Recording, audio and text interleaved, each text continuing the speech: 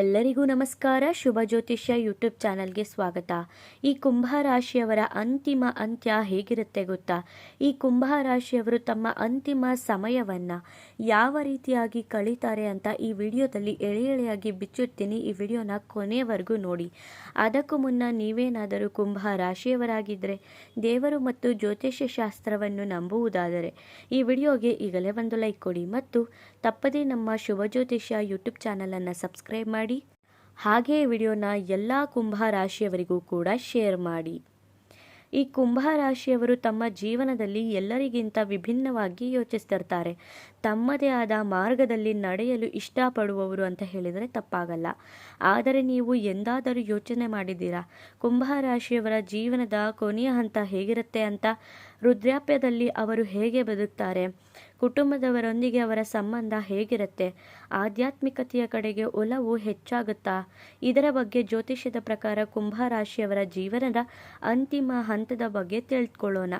ಹಾಗೆಯೇ ಈ ಕುಂಭ ರಾಶಿಯವರ ಸ್ವಭಾವದ ಬಗ್ಗೆ ನೋಡೋದಾದರೆ, ಕುಂಭ ರಾಶಿಯ ಅಧಿಪತಿ ಬಂದು ಶನಿ ಮತ್ತು ಸಹ ಅಧಿಪತಿ ರಾಹು ಅಂತ ಪರಿಗಣಿಸಲಾಗುತ್ತೆ. ಈ ಕಾರಣದಿಂದ ಕುಂಭ ರಾಶಿಯವರು ಸಾಮಾನ್ಯವಾಗಿ ಸ್ವತಂತ್ರ ಚಿಂತನೆಯನ್ನು ಇಟ್ಕೊಂಡಿರ್ತಾರೆ. ಹೊಸ ವಿಚಾರಗಳು ಮತ್ತು ಮಾನವೀಯತೆಯನ್ನು ಹೆಚ್ಚು ಇಷ್ಟಪಡ್ತಿರ್ತಾರೆ. ಇವರು ಜನರ ನಡುವೆ ಇದ್ದರೂ ಕೂಡ ತಮ್ಮದೇ ಆದ ಒಂದು ಪ್ರಪಂಚದಲ್ಲಿ ಬದುಕುವಂತಹ ಸ್ವಭಾವನ ಹೊಂದ್ಕೊಂಡಿರ್ತಾರೆ.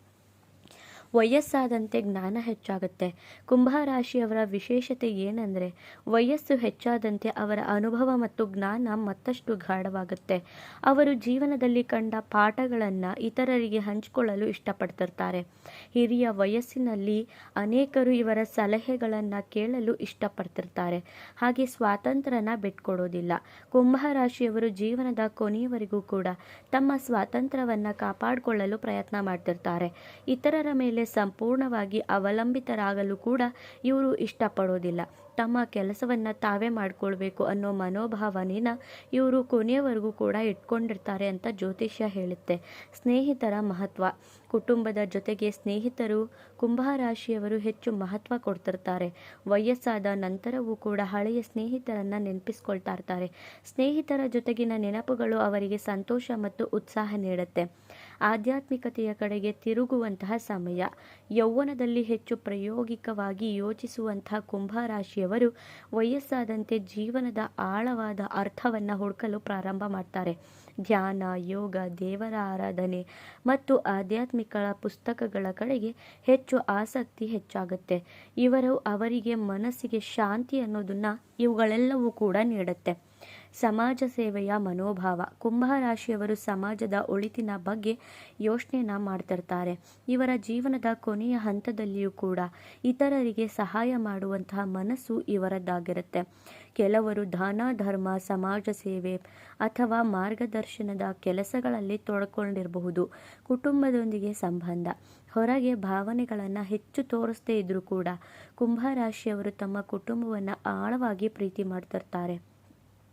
ಅವರ ಪ್ರೀತಿ ಮಾತಿಗಿಂತ ಕಾರ್ಯಗಳಲ್ಲಿ ಹೆಚ್ಚು ಕಾಣಿಸ್ತಿರುತ್ತೆ. ವೃದ್ಧಾಪ್ಯದಲ್ಲಿ ಕುಟುಂಬದವರೊಂದಿಗೆ ಶಾಂತಿಯುತ ಸಮಯ ಕಳೆಯಲು ಇವರು ತುಂಬ ಬಯಸ್ತಿರ್ತಾರೆ. ಆರೋಗ್ಯದ ಬಗ್ಗೆ ಜ್ಯೋತಿಷ್ಯದ ಅಭಿಪ್ರಾಯ ಏನಂದರೆ, ಜ್ಯೋತಿಷ್ಯದ ಪ್ರಕಾರ ಶನಿ ಪ್ರಭಾವದಿಂದ ವಯಸ್ಸಾದ ನಂತರ ಕಾಲುಗಳು, ಕೀಲುಗಳು, ರಕ್ತ ಸಂಚಾರ ಅಥವಾ ನರಗಳಿಗೆ ಸಂಬಂಧಿಸಿದ ಕೆಲವು ಸಮಸ್ಯೆಗಳ ಬಗ್ಗೆ ಜಾಗ್ರತೆ ಅಗತ್ಯವಾಗಬಹುದು. ಆದರೆ ಸರಿಯಾದ ಜೀವನ ಶೈಲಿ ಮತ್ತು ಆರೋಗ್ಯದ ಕಾಳಜಿ ಉತ್ತಮ ಜೀವನಕ್ಕೆ ಸಹಾಯ ಮಾಡುತ್ತೆ.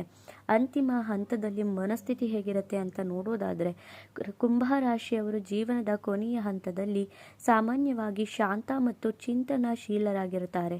ಅವರು ಜೀವನದ ಅನುಭವಗಳನ್ನು ನೆನೆದು ತೃಪ್ತಿಯನ್ನು ಅನುಭವಿಸ್ತಿರ್ತಾರೆ. ನಾನು ನನ್ನದೇ ರೀತಿಯಲ್ಲಿ ಬದುಕಿದೆ ಎಂಬ ಭಾವನೆ ಅವರಿಗೆ ನೆಮ್ಮದಿಯನ್ನು ನೀಡುತ್ತೆ. ಜೀವನದ ದೊಡ್ಡ ಪಾಠ ಏನಂದರೆ, ಕುಂಭ ರಾಶಿಯವರು ಜಗತ್ತಿಗೆ ಒಂದು ಪಾಠನ ಕಲಿಸ್ತಾರೆ. ಅದು ಏನಂದರೆ, ಇತರರಂತೆ ಬದುಕಬೇಕೆಂಬ ಅಗತ್ಯವಿಲ್ಲ. ನಮ್ಮದೇ ಆದ ಮಾರ್ಗವನ್ನು ಕಂಡು ಬದುಕಬಹುದು. ಈ ಸ್ವತಂತ್ರ ಮನೋಭಾವನವೇ ಅವರ ದೊಡ್ಡ ಶಕ್ತಿ ಅಂತ ಹೇಳಿದರೆ ತಪ್ಪಾಗಲ್ಲ. ನೋಡಿದ್ರಲ್ಲ ಸ್ನೇಹಿತರೆ, ಜ್ಯೋತಿಷ್ಯದ ಪ್ರಕಾರ ಕುಂಭ ರಾಶಿಯವರ ಜೀವನದ ಅಂತಿಮ ಹಂತದ ಬಗ್ಗೆ ತಿಳ್ಕೊಂಡ್ವಿ. ಅವರು ಸ್ವತಂತ್ರ ಚಿಂತನೆ, ಜ್ಞಾನ, ಮಾನವೀಯತೆ ಮತ್ತು ಆಧ್ಯಾತ್ಮಿಕತೆಯ ಕಡೆಗೆ ಇವರ ಮೂಲಕ ಜೀವನದ ಕೊನೆಯ ಹಂತನ ಅರ್ಥಪೂರ್ಣವಾಗಿರಿಸ್ಕೊಳ್ತಾರೆ ಅಂತ ಜ್ಯೋತಿಷ್ಯ ಹೇಳುತ್ತೆ. ನೋಡಿದ್ರಲ್ಲ, ನಿಮ್ಮದು ಕೂಡ ಕುಂಭರಾಶಿನ. ಹಾಗಿದ್ರೆ ತಪ್ಪದೇ ಈಗಲೇ ಓಂ ಶಂ ಶನೇಶ್ವರಾಯ ನಮಃ ಅಂತ ಕಮೆಂಟ್ ಮಾಡಿ. ಮುಂದಿನ ಹೊಸ ವಿಡಿಯೋದಲ್ಲಿ ಸಿಗ್ತೀನಿ. ಅಲ್ಲಿವರೆಗೂ ನೋಡ್ತಾ ಇರಿ ನಮ್ಮ ಚಾನಲ್. ಧನ್ಯವಾದಗಳು.